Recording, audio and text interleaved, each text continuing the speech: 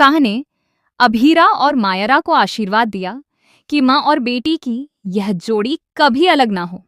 लेकिन यह आशीर्वाद जितना भावुक था उतना ही आगे चलकर कहानी में दर्द और संघर्ष की वजह बनने वाला है, क्योंकि आने वाले समय में ऐसा बड़ा मोड़ आने वाला है जो एक बार फिर इन दोनों को एक दूसरे से दूर कर देगा और पूरी कहानी को भावनाओं, शक, भरोसे और सच्चाई के बीच उलझा देगा। ये रिश्ता क्या कहलाता है कि कहानी अब एक ऐसे पड़ाव पर पहुंच चुकी है जहां हर किरदार अपने अपने सच और अपने अपने दर्द के साथ जी रहा है। मायरा, जो सालों तक अपनी माँ अभीरा से दूर रही, अब धीरे धीरे उसके करीब आ रही है। शुरुआत में उसके मन में कई सवाल थे, कई शिकायतें थीं और सबसे बड़ी बात यह थी कि उसने अपनी माँ को कभी समझने की कोशिश ही नहीं की थी। लेकिन जब हालात बदले, जब सच्चाई धीरे धीरे सामने आने लगी, तब मायरा को यह एहसास हुआ कि जिस माँ से वह नफरत करती रही, वही माँ हर दिन उसके लिए जिंदा लाश बनकर तड़पती रही। मायरा को अब यह समझ आने लगा है कि उसने अपने जीवन के सबसे कीमती रिश्ते को सिर्फ गलतफहमी और हालात की वजह से खो दिया था। अभीरा ने कभी भी उसकी याद को अपने दिल से दूर नहीं किया। हर दिन, हर रात वह सिर्फ अपनी बेटी के बारे में सोचती रही।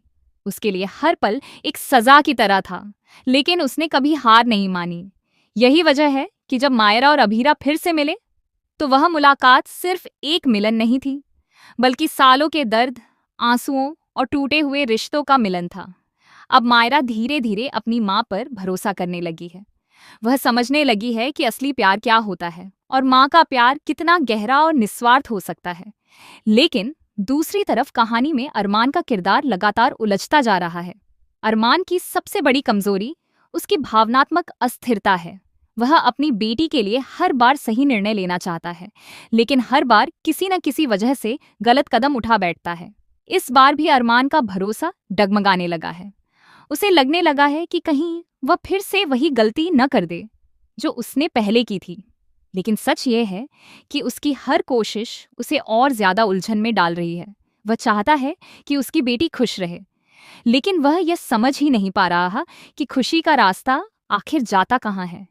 इधर मायरा ने एक बड़ा फैसला ले लिया है कि अब उसका केस अभीरा ही लड़ेगी।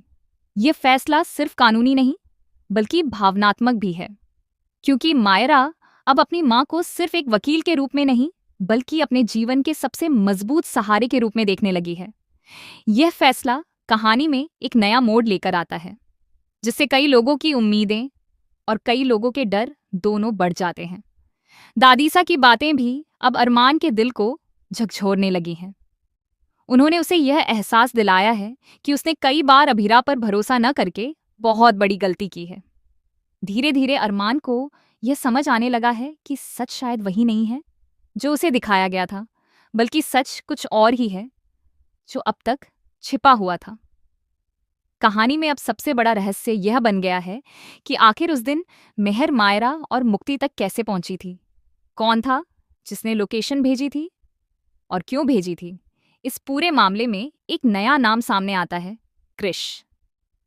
कृष के पास कई ऐसे सबूत हैं जो मेहर के खिलाफ जाते हैं, लेकिन सवाल यह है कि क्या कृष सच में मदद करेगा या फिर वह भी किसी बड़े खेल का हिस्सा है। हालात ऐसे बनते हैं कि कृष धीरे धीरे अभीरा के करीब आता है और उसकी मदद करने का फैसला करता है। वह अपनी भाभी के लिए खड़ा होता है और केस को मजबूत बनाने में उसकी अहम भूमिका निभाने लगता है। उसकी मदद से कई ऐसे राज खुलते हैं जो अब तक पर्दे के पीछे छिपे हुए थे। जैसे जैसे केस आगे बढ़ता है, वैसे वैसे सच्चाई सामने आने लगती है। कोर्ट रूम में जब अभीरा एक एक करके सबूत पेश करती है, तो पूरा माहौल बदल जाता है। हर किसी को यह एहसास होने लगता है कि सच अब ज्यादा देर तक छुप नहीं सकता। आखिरकार अभीरा अपनी मेहनत, समझदारी और हिम्मत से मायरा को बेगुनाह साबित करने में सफल हो जाती है। लेकिन इस जीत से हर कोई खुश नहीं होता। विद्या के चेहरे पर नाराजगी साफ नजर आती है। वह यह स्वीकार ही नहीं कर पा रही होती कि अभीरा जीत गई है। उसके अंदर कहीं न कहीं यह इच्छा थी कि अभीरा हार जाए, ताकि परिवार में उसकी पकड़ बनी रहे और रिश्तों में वही नियंत्रण कायम रहे जो वह चाहती थी। विद्या का असली चेहरा धीरे धीरे सामने आने लगता है।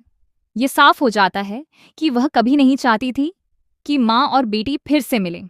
उसने कई गलतफहमियां पैदा की थीं, कई दीवारें खड़ी की थीं ताकि यह रिश्ता कभी जुड़ न सके। लेकिन वह यह भूल गई थी कि सच्चे रिश्तों को ज्यादा देर तक रोका नहीं जा सकता। जब अभीरा मायरा को बेगुनाह साबित कर देती है तो यह सिर्फ एक कानूनी जीत नहीं होती, बल्कि एक भावनात्मक जीत भी होती है। मायरा दौड़कर अपनी मां को गले लगा लेती है। यह दृश्य बेहद भावुक होता है, जहां सालों का दर्द एक पल में आंसुओं में बदल जाता है। दोनों एक दूसरे को पकड़कर रो पड़ते हैं, जैसे उन्होंने अपने जीवन का सबसे बड़ा खोया हुआ हिस्सा फिर से पा लिया हो। दादीसा भी इस पल को देखकर भावुक हो जाती हैं और उन्हें लगता है कि आखिरकार परिवार फिर से पूरा हो गया है। वह दुआ करती हैं कि अब यह रिश्ता कभी न टूटे, कभी इसमें कोई दरार ना आए। लेकिन कहानी यहीं खत्म नहीं होती, क्योंकि यह रिश्ता जितना मजबूत होता दिखाई दे रहा है, उतना ही नाजुक भी है। सवाल यह है कि आखिर ऐसा क्या होगा जो एक बार फिर मायरा और अभीरा को अलग कर देगा? कौन सा नया सच सामने आएगा जो इस खुशी को फिर से दर्द में बदल देगा? यही आने वाले एपिसोड्स का सबसे बड़ा रहस्य है, जो दर्शकों को लगातार जोड़े रखेगा और कहानी को एक नए तूफान की तरफ ले जाएगा।